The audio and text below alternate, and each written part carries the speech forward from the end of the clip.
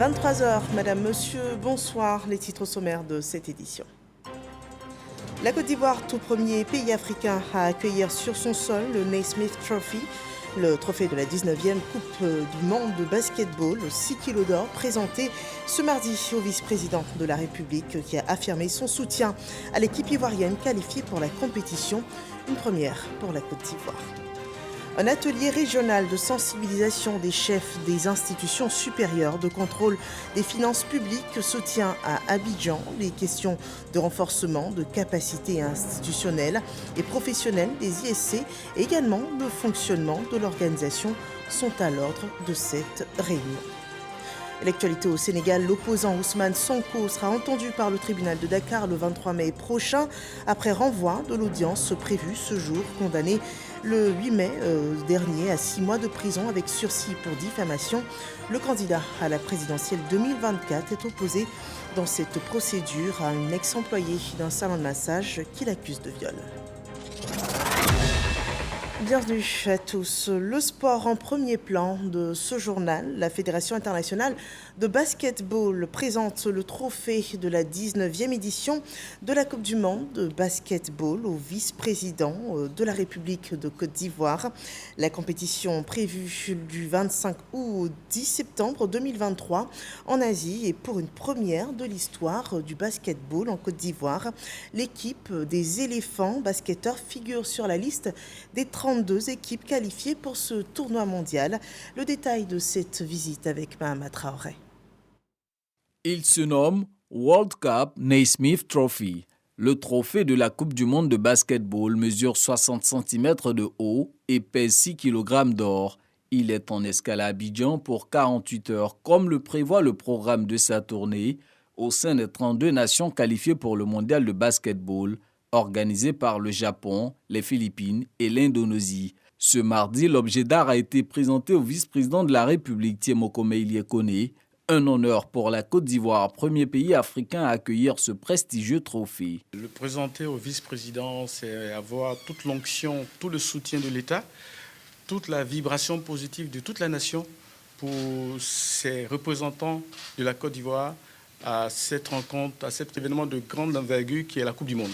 Donc, aller à la Coupe du Monde en ayant le soutien de l'État, c'est la chose la plus importante. Le soutien de l'État acquis, les éléphants basketteurs comptent désormais sur la mobilisation des Ivoiriens pour une participation réussie au prochain mondial de basketball. On souhaite la mobilisation populaire de l'ensemble des forces vives à soutenir cette équipe.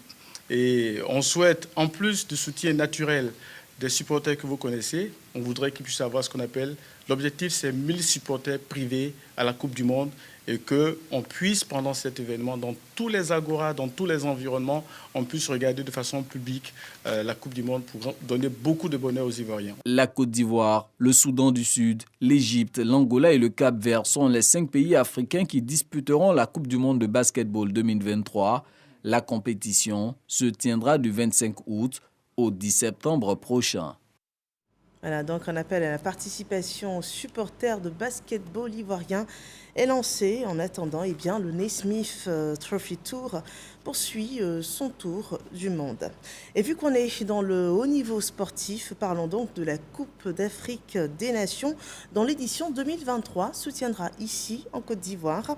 Un événement dont la réussite dépend de toute la nation et la Chambre des rois et des chefs a été invitée à se mobiliser et s'impliquer aux côtés du comité d'organisation, le COCAN. Samuel Metch pour RTI Sport. Réunis autour de Sa Majesté Nana Amonta Noé, président de la Chambre des rois et chef traditionnel de Côte d'Ivoire, les vice-présidents et autres membres du directoire de l'institution ont accueilli la délégation du COCAN, venus solliciter leur pleine participation au processus de mobilisation, puisque l'organisation de la CAN entre dans sa phase opérationnelle dans quelques jours. Bientôt, nous allons entamer une tournée.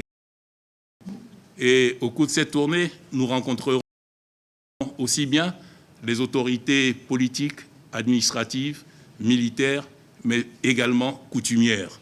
Il nous est apparu bien indiqué de venir vous informer afin que vous puissiez confier l'organisation aux MAN et implorer leur bénédiction et leur protection afin que notre compétition se déroule dans la sérénité et la concorde.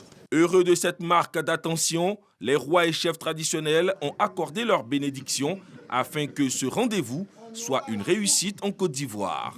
Concernant l'équipe nationale, les chefs ont fait quelques recommandations. Sachant que notre point faible n'est pas au niveau du physique, mais surtout au niveau de l'esprit, est-ce que nous avons pensé à doter notre équipe d'un psychologue?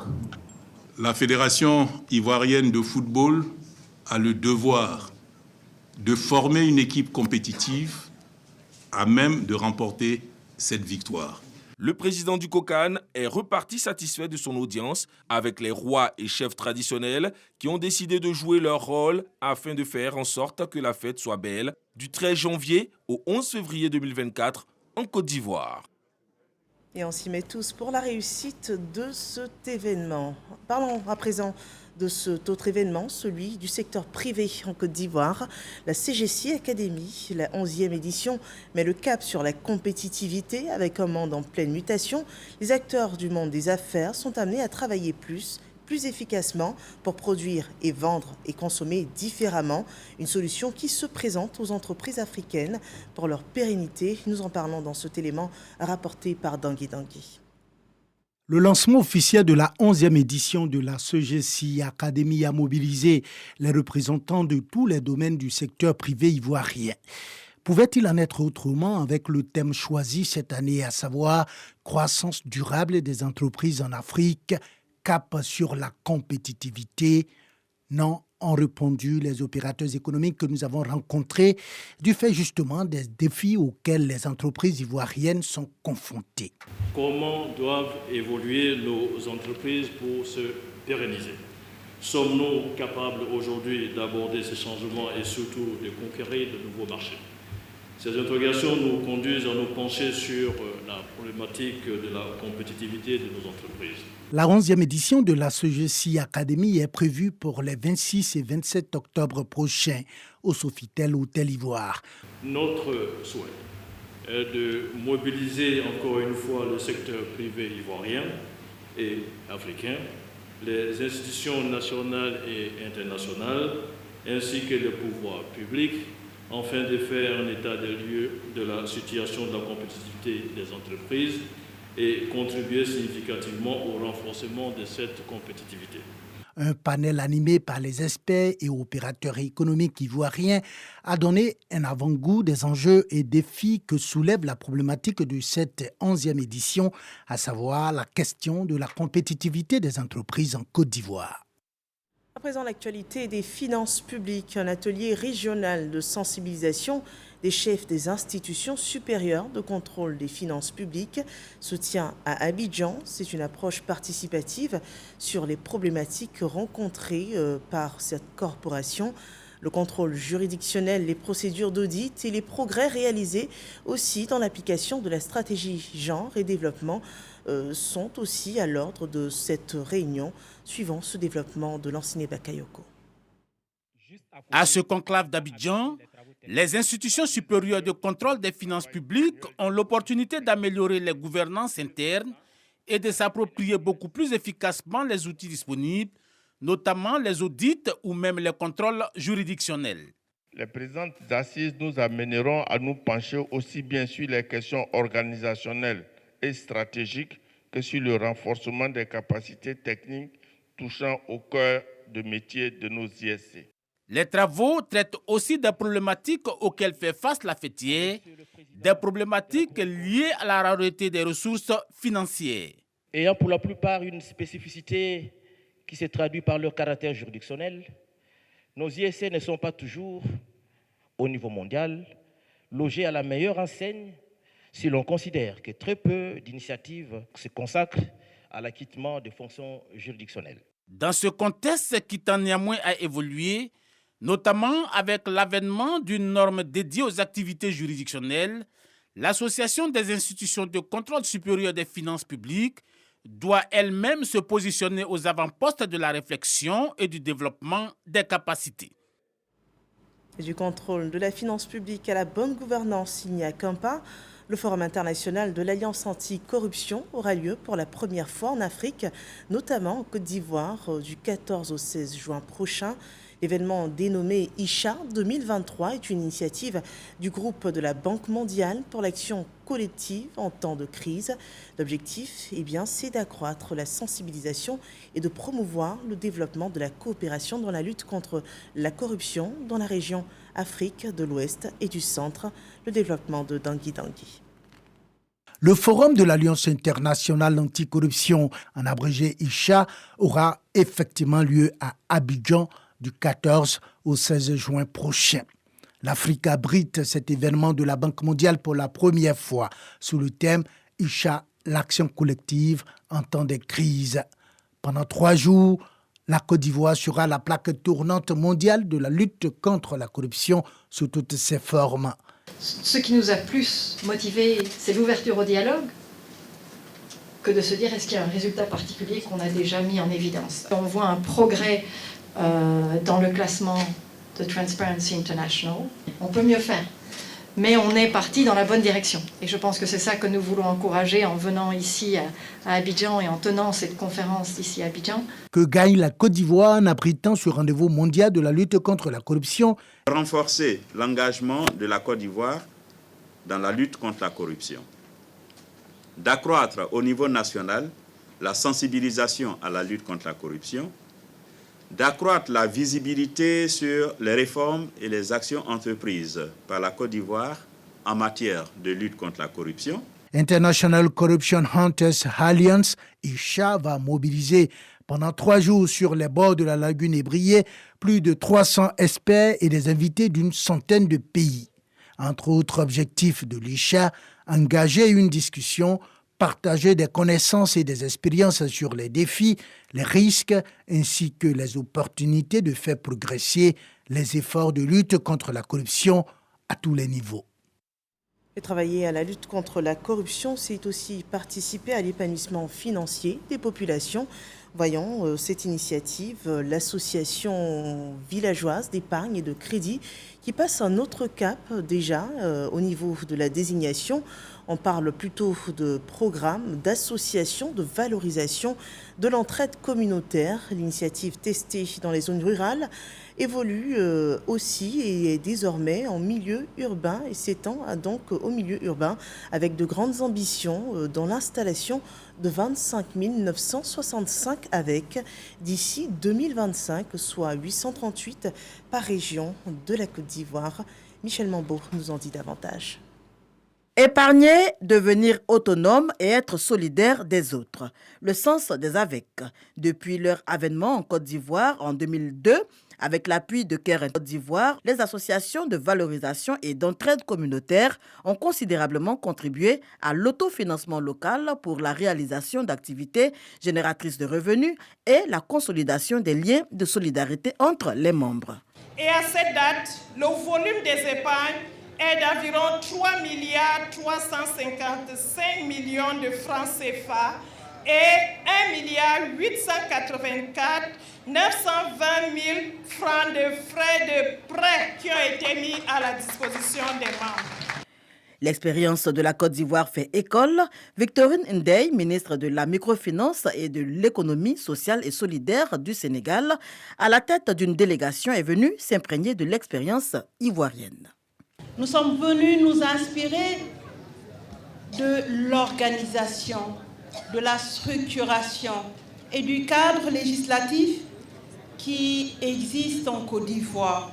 Des résultats satisfaisants qui décident la Côte d'Ivoire à étendre les AVEC aux 31 régions et aux districts d'Abidjan et de Yamoussoukro. Pour nous, le plus important, ce n'est pas d'installer une AVEC, c'est de la faire fonctionner, c'est de permettre aux bénéficiaires de pouvoir se prendre en charge. Nous avons à ce jour 605 agents communautaires sur toute l'étendue du territoire, ce qui nous permet d'avoir un meilleur suivi de l'installation des AVEC et du fonctionnement des AVEC.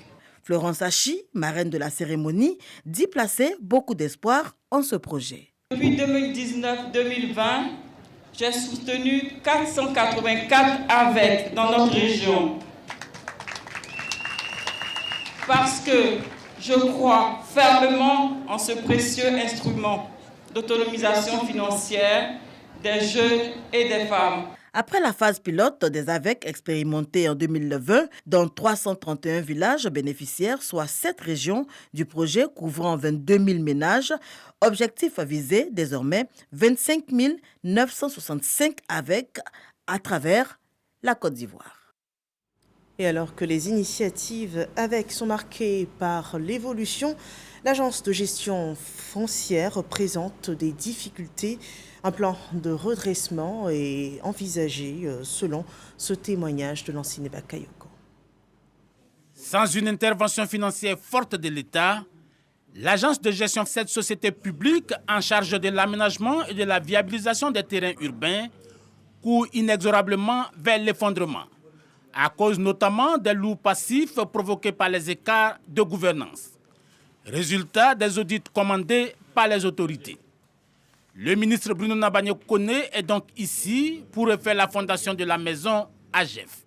Il y a des voies de sortie qui sont clairement identifiées et surtout les perspectives qui nous ont été présentées sont plutôt rassurantes. Nous avons bon espoir que l'AGEF peut revenir à une situation positive, que l'AGEF peut redevenir une structure en mesure d'assurer les missions qui lui sont confiées par l'État de Côte d'Ivoire. Bruno Nabagné Kone a également donné des assurances aussi bien aux acquéreurs qu'aux prestataires qui attendent toujours de rentrer dans leurs droits. Il est important que tous ceux qui ont eu à faire des paiements à l'AGEF reprennent contact avec l'AGEF pour établir leur situation clairement aujourd'hui et convenir justement de ce qu'il est possible de faire ou pas. Faut-il le rappeler, l'actuelle direction générale a été installée à titre intérimaire après l'inculpation et la mise sous mandat de dépôt de la précédente équipe accusée de malversation aggravée. Mais au regard de l'ampleur du préjudice, les efforts de redressement peinent à porter des fruits. Et nous vous parlons hier de la journée internationale de la méthode kangourou. Cette pratique, vous le savez, du pot à pot entre la mère et l'enfant, dans le cadre du traitement des nourrissons prématurés.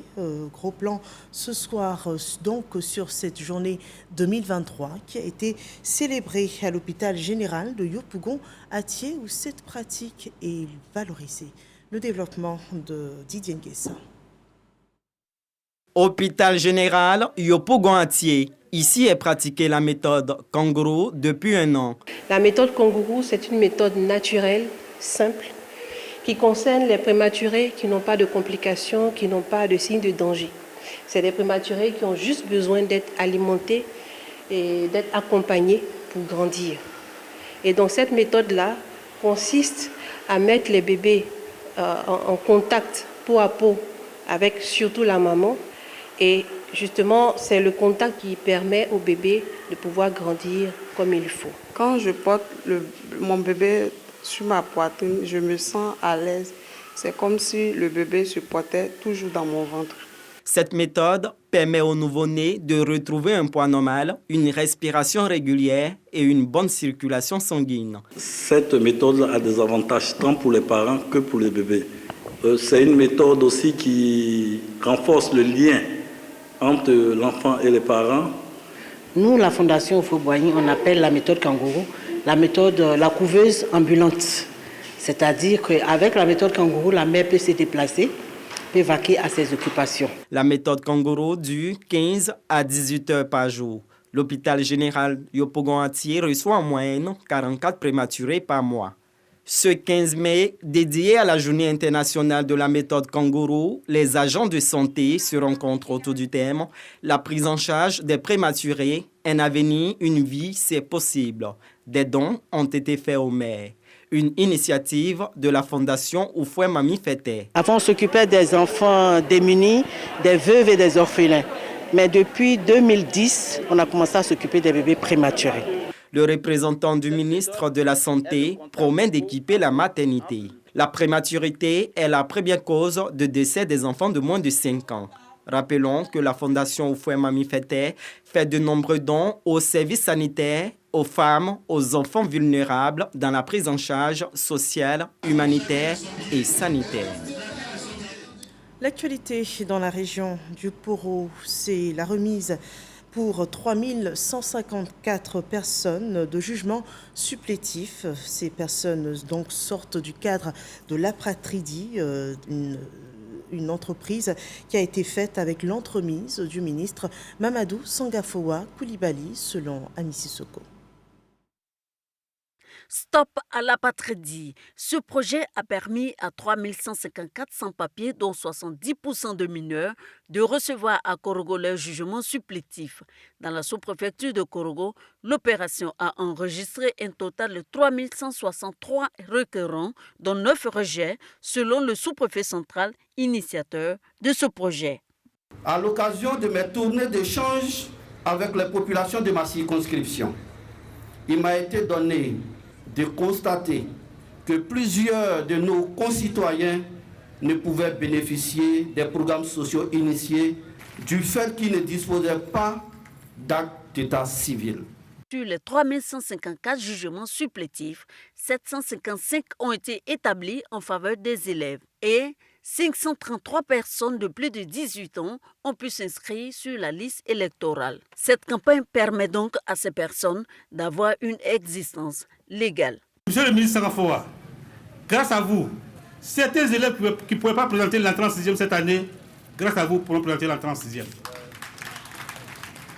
Nous tenons à vous dire merci. L'opération Stop à l'Apatridie a bénéficié du soutien financier du ministre des Mines, du Pétrole et de l'Énergie, Mamadou Sangafowa Coulibaly, qui a félicité toutes les parties prenantes. Il est soutenu par son collègue de la communication et de l'économie numérique, Amadou Coulibaly. Le succès de cette opération est la preuve que, unis, nous pouvons faire beaucoup pour nos parents. Cher aîné, je voudrais terminer en saluant cette initiative que tu as prise de pouvoir permettre à nos populations d'avoir les papiers, et tu peux compter sur nous pour t'accompagner chaque fois qu'il sera question du bien-être des populations de Korogo. Cette opération n'est que le début de ce que nous voulons faire. Nous allons nous donner pour défi pour que d'ici 2025, qu'on mette un terme définitif à l'apatridie dans notre région. L'opération Stop à l'Apatridie se poursuivra selon les autorités en vue de mettre définitivement fin à l'apatridie dans le Poro. Nous partons à présent aux États-Unis pour une cérémonie de graduation d'étudiants ivoiriens boursiers, une cérémonie qui a enregistré un grand nombre de diplômés ivoiriens. Et l'ambassadeur de Côte d'Ivoire aux États-Unis a rencontré ces nouveaux diplômés dans ce compte-rendu de Michel Digré. Seul pays africain invité à la cérémonie de graduation des 2607 étudiants de la promotion 2023, dont 8 étudiants ivoiriens. La Côte d'Ivoire est honorée par l'État de Utah et la Southern Utah University. L'ambassadeur ivoirien Ibrahima Touré est aux côtés de l'honorable Spencer Coss, gouverneur de l'État de l'Utah, pour cette remise de diplôme qui est le couronnement de plusieurs années de dur labeur. J'ai fait mon major en Engineering Technology qui m'a pris 4 ans et je suis content d'avoir effectué tous ces efforts qui ont abouti, qui ont donné ces résultats-là. On a fait une si longue distance pour venir soutenir nos étudiants ici dans cette université et c'est l'occasion pour nous franchement d'apprécier le sacrifice que les étudiants ont réalisé pour faire honneur à notre pays. Nous sommes là pour leur dire félicitations et puis remercier aussi l'État ivoirien qui a soutenu nos enfants en leur attribuant des bourses pour que nos enfants puissent travailler dans de bonnes conditions. Nous disons merci à l'État ivoirien et au président de la République. Ibrahima Touré s'est dit satisfait des performances des étudiants ivoiriens, assidus et studieux parmi les 27 nationalités que compte l'université.